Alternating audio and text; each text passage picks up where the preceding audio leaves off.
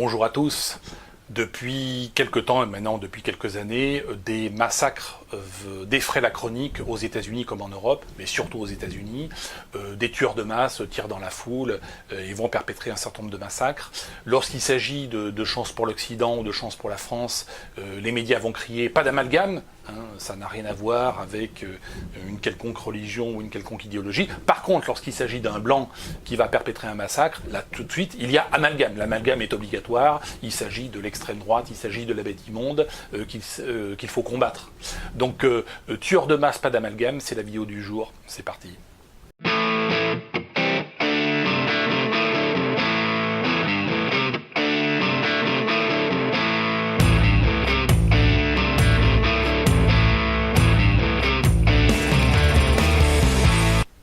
Alors certes, un homme sans armes est un esclave.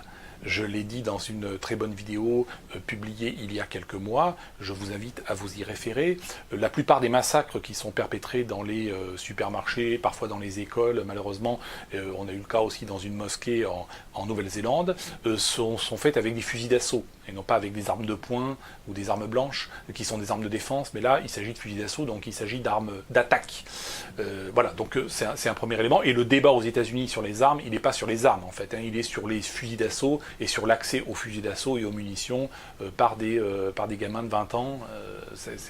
Le débat il se porte à ce niveau-là, en tout cas aux États-Unis. En Europe, il ne se porte pas, puisqu'on ne peut pas acheter de fusils d'assaut, mais on peut acheter, encore une fois, lorsque l'on fait du tir sportif ou lorsque l'on est chasseur, des armes tout à fait intéressantes pour pouvoir se défendre. Donc je vous renvoie à ma vidéo « Un homme sans armes est un esclave ».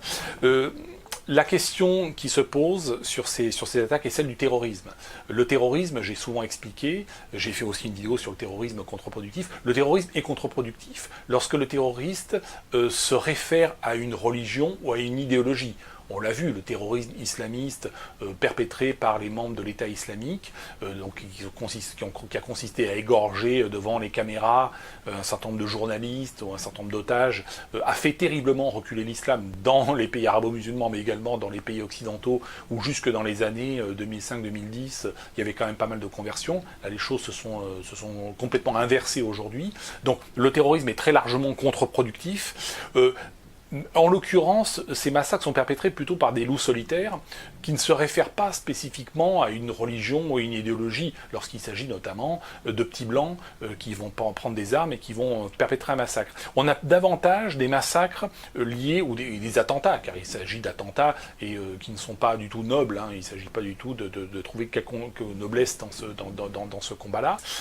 Fondamentalement, le désespoir est très différent du terrorisme idéologique piloté par des organisations, piloté par des États, planifié de manière très froide. Là, il s'agit, on va dire, d'attaques plutôt chaudes de gens qui sont en rupture de banc, qui sont très désespérés, et il faut les analyser de ce point de vue-là, du point de vue de la désespérance. Et la désespérance, c'est quelque chose qui est très dangereux, parce que la désespérance peut susciter une certaine sympathie, ou du moins une certaine empathie. On peut comprendre la désespérance. Le terrorisme froid établi, et je rappelle que c'est la Révolution française et la République française qui a inventé le mot terroriste, et qui a inventé le terrorisme, et qui a inventé le génocide de population, notamment contre les Vendéens. Donc c'est une invention de l'État français, le terrorisme. Voilà, et qui a été pratiqué, et finalement les rebelles de la Révolution américaine contre leurs colons britanniques et la colonisation de l'Empire britannique peut être aussi qualifié de terroriste dans une certaine mesure. Donc il faut faire très attention. Les résistants pendant la Seconde Guerre mondiale, français, Jean Moulin et autres, étaient officiellement des terroristes. Donc bon, mais le terrorisme aveugle, planifié encore une fois par des organisations, froidement par des organisations, est contre-productif. La désespérance n'est pas forcément contre-productive.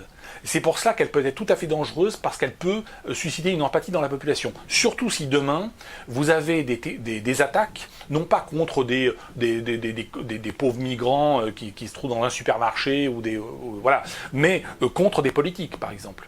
Imaginons encore une fois, un assaut contre un parti politique, contre des élus, Là, on pourrait avoir dans l'opinion publique, américaine ou européenne, enfin peu importe où l'on se situe, un certain mouvement d'empathie, voire de sympathie, à l'égard de ces attaques de désespérance, qu'on peut appeler ça de terrorisme de désespérance ou de désespoir.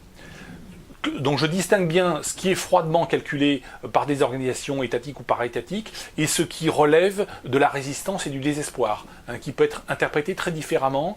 Et c'est ce en quoi les politiques aujourd'hui sont inquiets. Hein, ils sont inquiets de cet aspect-là, au-delà de la tarte à la crème, de pas d'amalgame.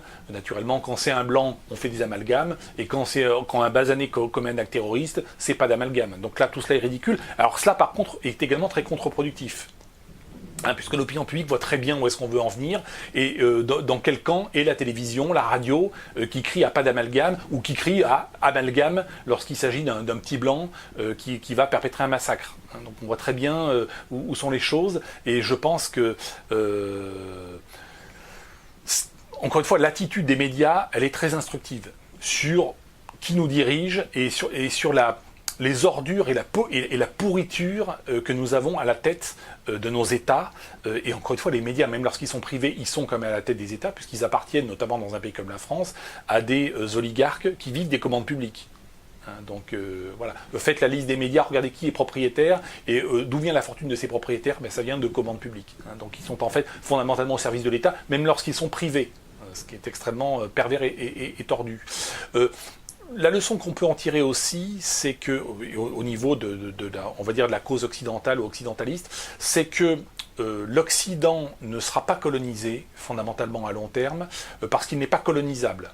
Aujourd'hui, s'il y a des migrants qui viennent massivement, notamment dans un pays comme les États-Unis, c'est pas pour y travailler, parce qu'il faut savoir une chose importante, c'est que le salaire d'un ouvrier agricole au Mexique ou au Texas est le même.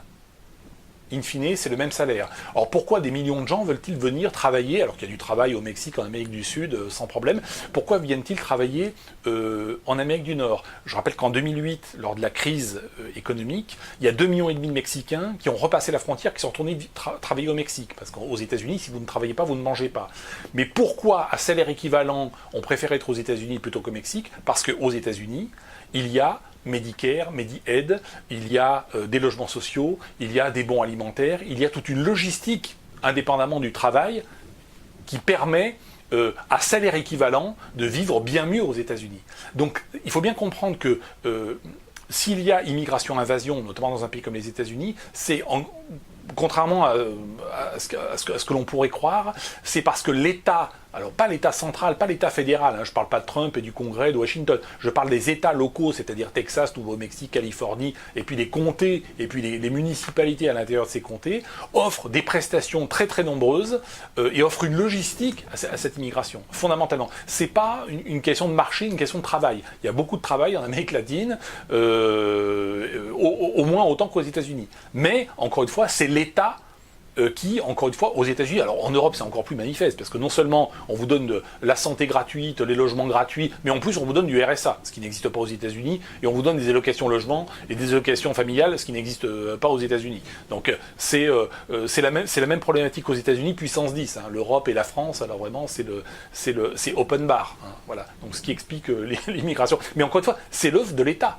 C'est pas l'œuvre d'entreprises privées. Il n'y a aucune entreprise privée qui ferait venir des gens, même pour les payer 30% moins cher, si elle devait leur payer le logement, la prison, s'ils commettent des délits, payer de la police, payer de l'éducation pour les enfants, etc.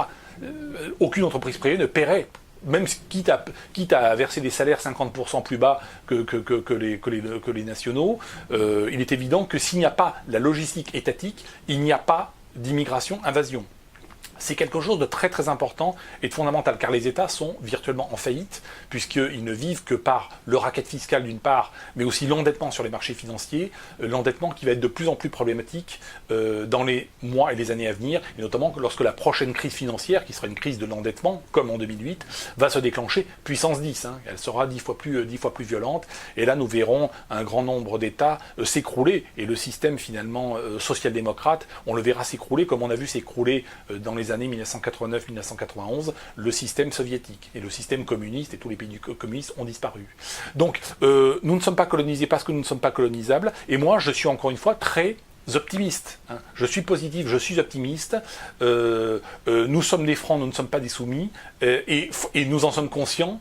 Et dans ce contexte, un certain nombre de personnes désespérées vont perpétrer un certain nombre de massacres. C'est extrêmement triste, mais c'est aussi le signe que l'invasion n'est pas acceptée facilement. C'est douloureux, c'est comme se taper le tibia contre un poteau, ça fait très mal, mais il faut en tirer la bonne interprétation, en tirer les bonnes conclusions. Moi, je suis encore une fois très, très optimiste quant à l'écroulement de l'État et à toutes les conséquences de l'écroulement de l'État qui seront très positives en termes identitaires, tout simplement. Voilà, merci à toutes et à tous, et je vous dis à bientôt.